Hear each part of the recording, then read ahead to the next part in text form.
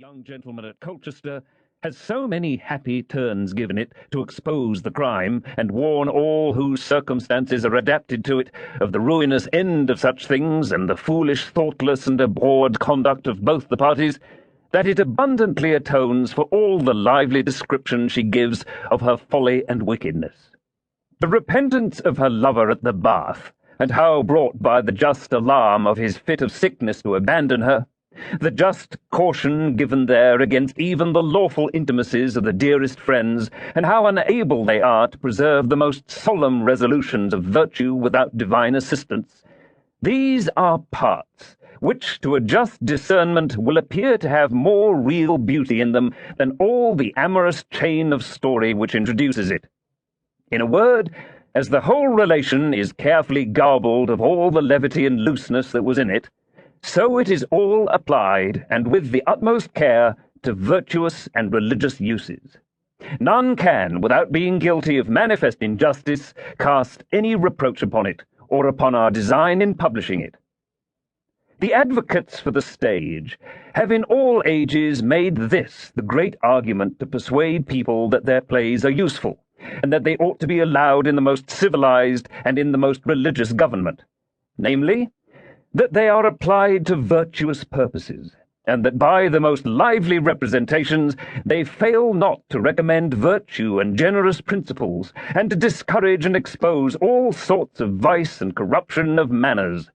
And were it true that they did so, and that they constantly adhered to that rule as the test of their acting on the theatre, much might be said in their favour. Throughout the infinite variety of this book, this fundamental is most strictly adhered to. There is not a wicked action in any part of it, but is first or last rendered unhappy and unfortunate. There is not a superlative villain brought upon the stage, but either he is brought to an unhappy end, or brought to be a penitent. There is not an ill thing mentioned, but it is condemned, even in the relation, nor a virtuous just thing, but it carries its praise along with it.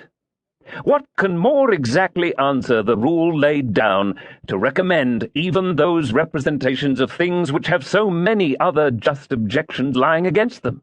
namely, of example, of bad company, obscene language, and the like? Upon this foundation, this book is recommended to the reader, as a work from every part of which something may be learned, and some just and religious inference is drawn, by which the reader will have something of instruction, if he pleases to make use of it. All the exploits of this lady of fame, in her depredations upon mankind, stand as so many warnings to honest people to beware of them, intimating to them by what methods innocent people are drawn in, plundered, and robbed, and by consequence how to avoid them.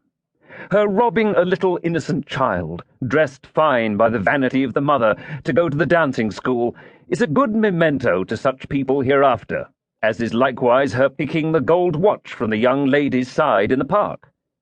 Her getting a parcel from a hare-brained wench at the coaches in St. John Street, her booty made at the fire, and again at Harwich, all give us excellent warnings in such cases to be more present to ourselves in sudden surprises of every sort.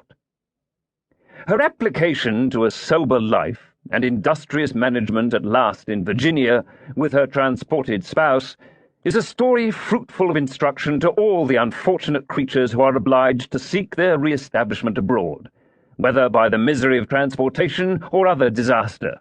letting them know that diligence and application have their due encouragement, even in the remotest parts of the world, and that no case can be so low, so despicable, or so empty of prospect, but that an unwearied industry will go a great way to deliver us from it, will in time raise the meanest creature to appear again in the world, and give him a new cast for his life. These are a few of the serious inferences which we are led by the hand to in this book, and these are fully sufficient to justify any man in recommending it to the world, and much more to justify the publication of it. There are two of the most beautiful parts still behind, which this story gives some idea of, and lets us into the parts of them, but they are either of them too long to be brought into the same volume, and indeed are, as I may call them, whole volumes of themselves, viz.